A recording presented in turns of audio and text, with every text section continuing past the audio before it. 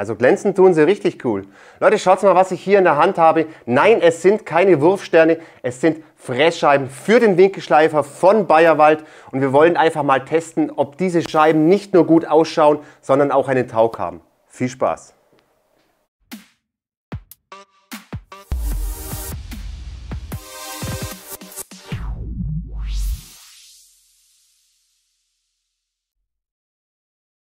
Bam, richtig coole Frässcheiben für den Winkelschleifer heute im Test. Bin ich mal gespannt, das sind die neuen Neo-Carver von der Firma Bayerwald und die wollen wir uns heute einfach mal genau anschauen. Aber jetzt erstmal herzlich willkommen bei Gipfelholz. Ich bin der Jens und viele kennen Gipfelholz ja schon von den anderen Scheiben, Frässcheiben, Raspelscheiben, Schleifscheiben oder sonst irgendwas. Alles für den Winkelschleifer. Da gibt es auch eine schöne Playlist dafür. Die werde ich euch hier oben einfach nochmal verlinken.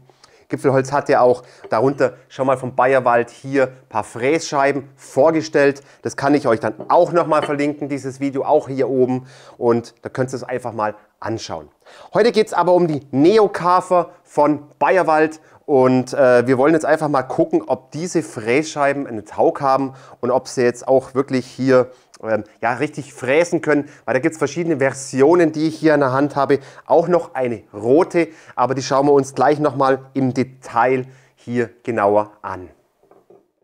So wie ihr gerade unschwer erkennen könnt, es gibt 3 Varianten vom neuen Neo-Carver von Bayerwald. Hier diese rote möchte ich gleich mal am Anfang hier ein bisschen ausklammern, denn diese hier geht heute nicht um Holz, das ist nämlich eine Alu-Frässcheibe, eine spezielle und deshalb will ich sie heute einfach mal ausklammern und vielleicht kommen wir mal ein anderes Mal drauf zu sprechen. Das ist eher dann für die Schweißer gedacht, die zum Beispiel Schweißnähte bearbeiten wollen und halt Alu bearbeiten müssen. So, die tun wir mal weg.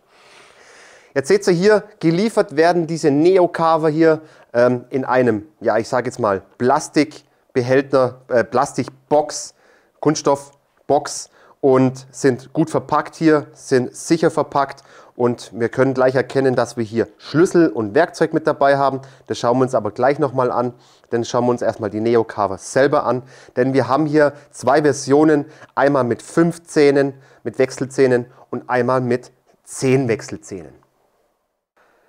Ja, jetzt kommen wir erstmal darauf, wozu sind denn überhaupt solche Scheiben gedacht? Solche Scheiben sind dann halt einfach zum Nutenziehen, zum Freiformen von Holz, von Anfassen, von Abtragen.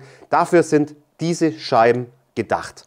Jetzt fragt sich der eine oder andere, ja Moment mal, wir haben ja hier 2 verschiedene Scheiben. Stimmt, wir haben einmal eine Version mit 5 Wechselzähnen und einmal eine mit 10 Wechselzähnen. Warum 10? Das ist ganz einfach, das könnt ihr euch dann selber beantworten. Es ist genauso wie beim Sägeblatt.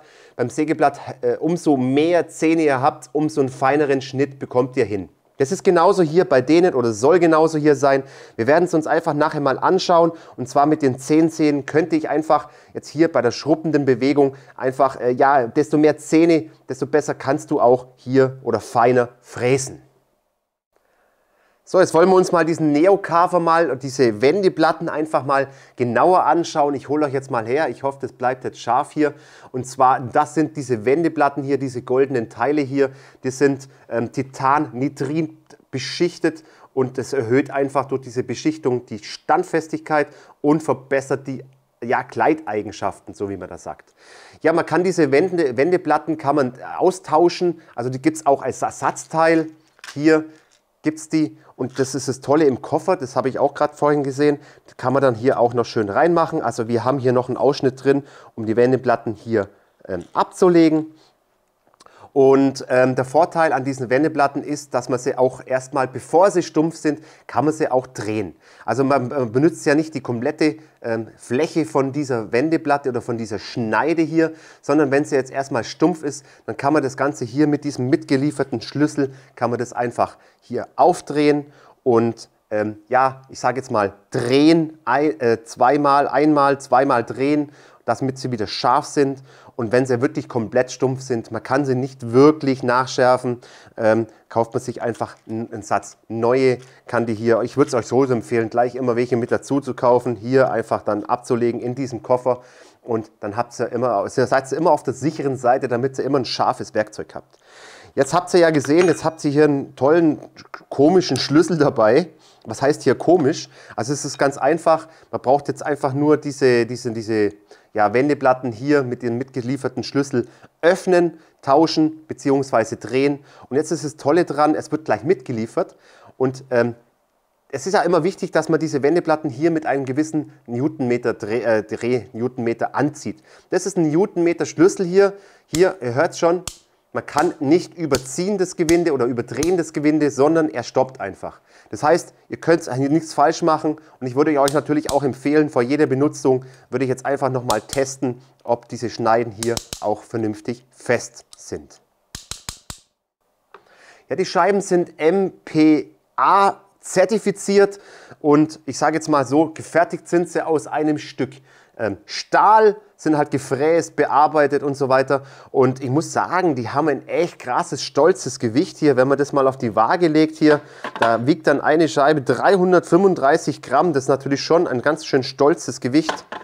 Hier haben wir 345 Gramm, ist also schon richtig heftig, was sie wiegen. Und das müsst ihr natürlich auch beim Winkelschleifer bedenken, denn wenn ihr einen wirklich super schwachen Winkelschleifer habt, dann kann es schon mal sein, dass die Scheiben, bis sie angetrieben werden, schon ein bisschen ein Problem hat oder der Winkelschleifer damit ein Problem hat.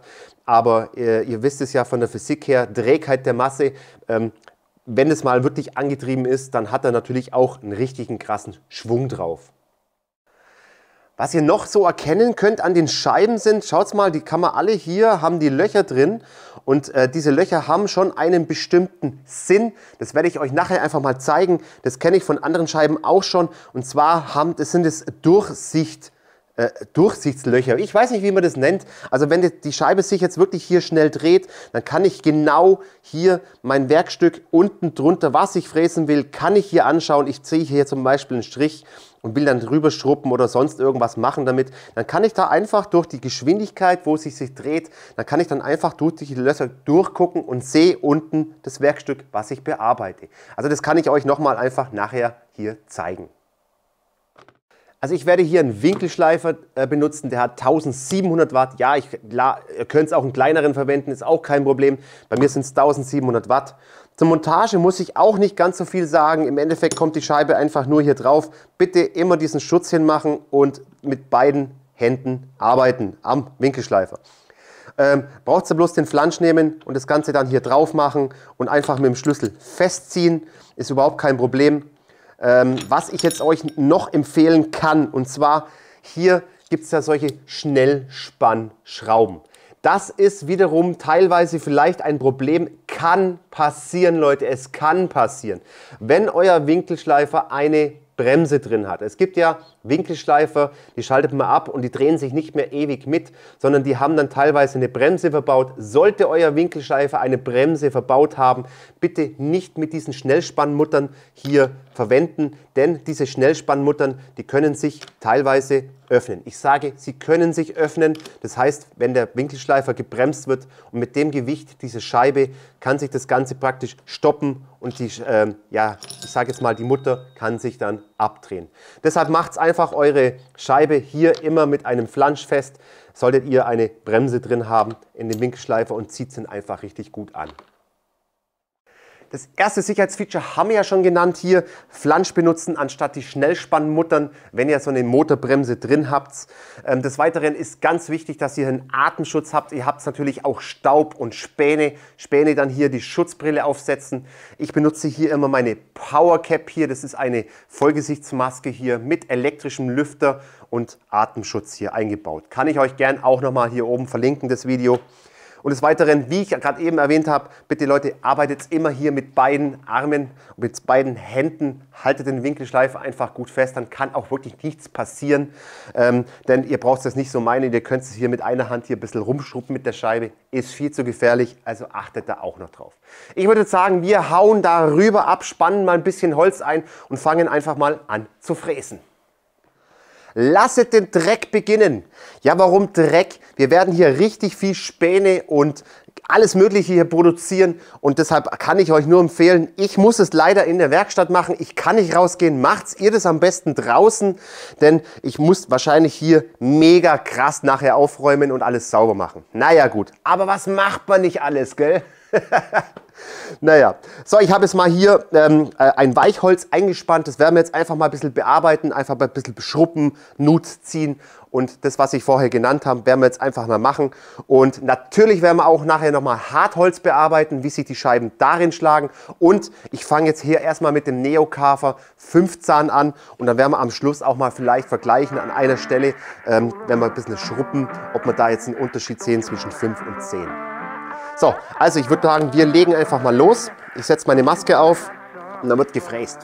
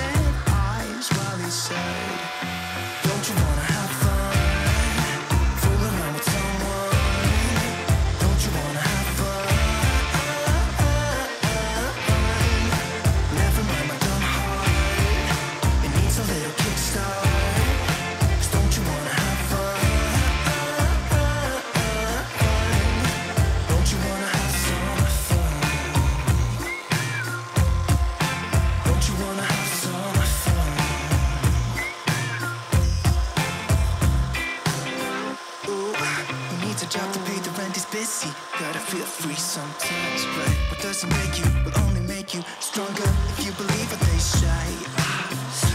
Might be that another day she would have wished to stay, but they're done. Red eyes while he said, don't you wanna have fun? Fool around with someone. Don't you wanna have fun? Never mind my dumb heart. It needs a little kickstart.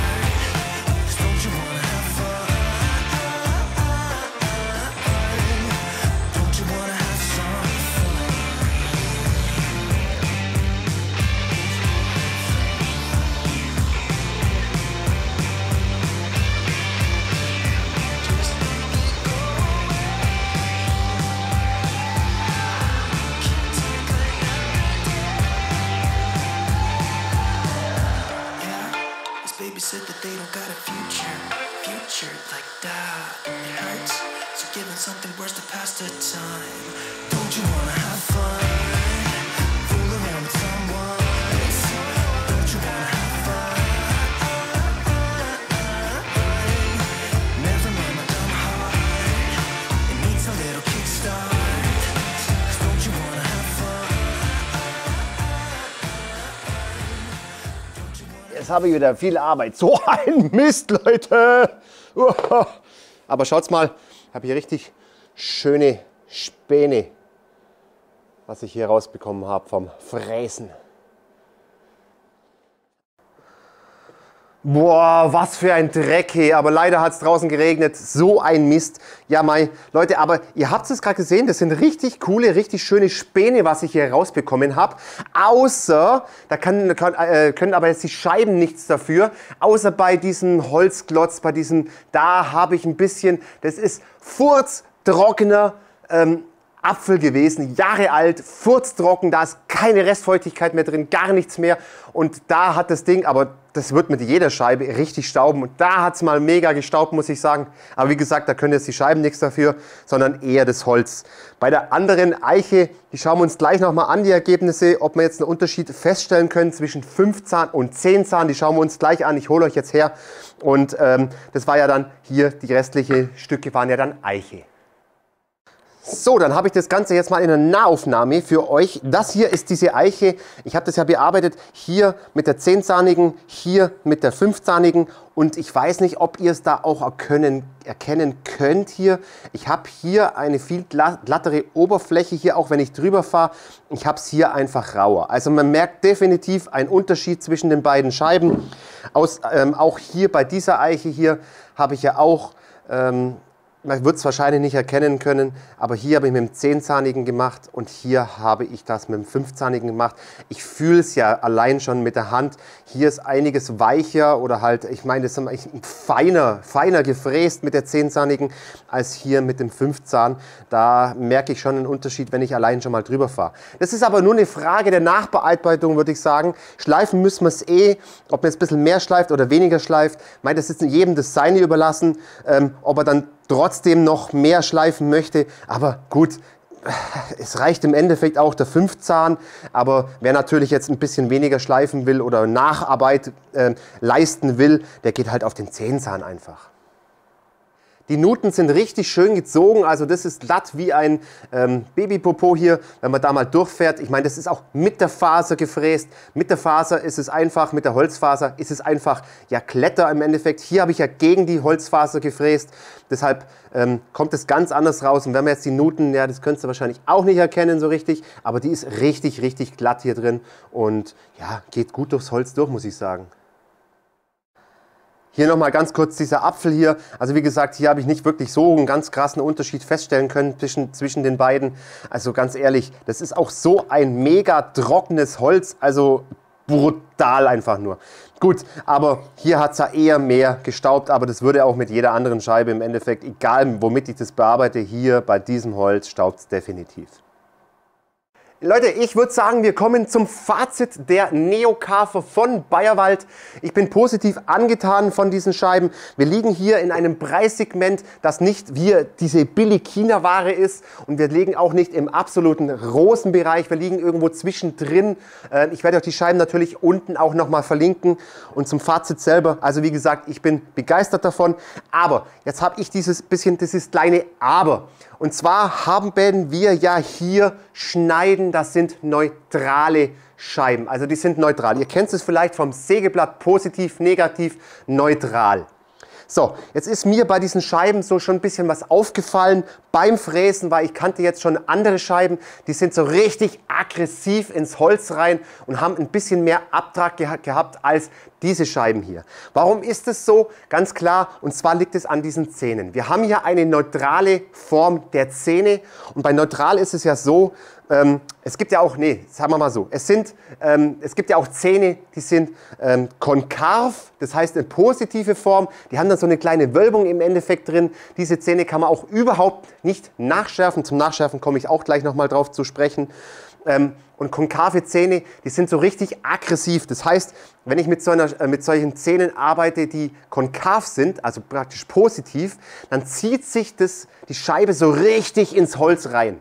Das ist beim Sägeblatt genauso und beim Kreissägeblatt, vielleicht kennt es der eine oder andere davon. Und wenn ich jetzt konkav habe, wie gesagt, es zieht sich so richtig schön ins Holz rein. Das ist hier bei diesen Scheiben nicht der Fall, weil ich hier neutrale sind. Also das sind wirklich gerade Dinger hier und ich kann damit relativ fein arbeiten. Das heißt, ich habe zwar ein bisschen weniger Abtrag, aber ich kann feiner arbeiten, ohne dass ich dann hier Angst bekomme, dass die Scheibe oder die Zähne sich ins Holz reinziehen.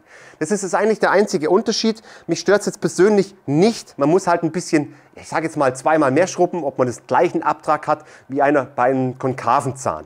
Also ich hoffe, ihr wisst, was ich meine. Das ist jetzt nicht negativ, sondern ich sage jetzt mal so, wer jetzt so eine richtig krasse, aggressive Scheibe erwartet, die sich dann so richtig ins Holz reinfrisst, das ist dann, damit eigentlich nicht der Fall. Also ich muss es dann schon ein bisschen mehr Druck ausüben, um dort ins Holz reinzukommen. Aber das ist jetzt nicht so schlimm. Die haben ja auch richtig schönes, gutes Gewicht. Also überhaupt kein Problem. Zum Nachschärfen, ich habe ja gesagt, eigentlich kann man es ja nicht nachschärfen. Muss ich jetzt ein bisschen korrigieren. Ich blende euch mal ein, wenn ihr diese Schneide ausbaut und ganz flach hier auf einem Abziehstein drauflegt, könnt ihr diese Zähne dann schon im Endeffekt ein bisschen abziehen. Das könnt ihr aber nicht so oft machen, vielleicht ein-, zweimal. Und der andere Nachteil ist natürlich dabei, dass ihr dann die Beschichtung abmacht's. Also das Sinnvollste ist, ihr dreht diese Platten einfach weiter, diese Schneideplatten, dreht sie hier ein- bis zweimal weiter, dann habt ihr es wieder scharf oder baut auch die Zähne einfach mal zwischendurch mal aus, wenn da ein bisschen Harz dran ist, macht einen Harzlöser drauf und reinigt die Zähne einfach ab und zu mal, dann bleiben sie auch einfach länger scharf. Und wie gesagt, beim Schleifen der Zähne, man kann es mal zum Notfall machen, wenn man jetzt keine Ersatzzähne dabei hat, kann man es dann schon einfach mal drüber ziehen hier. Aber ja, egal, holt euch lieber Ersatzzähne, so arg teuer sind die nicht und ihr habt ja echt sehr lang Spaß daran. Das Weitere müsst ihr, das habe ich vorher beim Drauftun der Scheibe auf den Winkelschleifer, auf der Montage nicht erwähnt. Bitte achtet darauf, dass die Schrift immer nach oben ist, dass es in Drehrichtung ist, weil hier ist es jetzt so der Fall, die ist absolut flach. Das kann natürlich vorkommen, dass du die Scheibe aus Versehen mal so aus Dummheit irgendwie falsch drauf tust und dann geht da nichts. Aber das ist klar, das werdet ihr schon noch spüren. Also achtet darauf, dass immer die Schrift hier schön am Winkelschleifer nach oben ist, dass es in Drehrichtung geht. So, also Top-Scheiben, Empfehlung. Unten der Link drin, könnt ihr euch gerne mal anschauen. Und ich würde sagen, wir sind jetzt fertig. Ich muss noch ein bisschen weiter hier aufräumen in der Werkstatt hier. Ich hoffe, euch hat der kleine Test hier, dieser 2 Scheiben Neo-Carver von Bayerwald gefallen. Lasst doch einen Daumen da, lasst doch bitte ein Abo da, wenn ihr das noch nicht gemacht habt. Und vergesst die kleine Glocke nicht zu abonnieren. Und ich würde sagen, bis zum nächsten Mal aus dem Allgäu. Servus!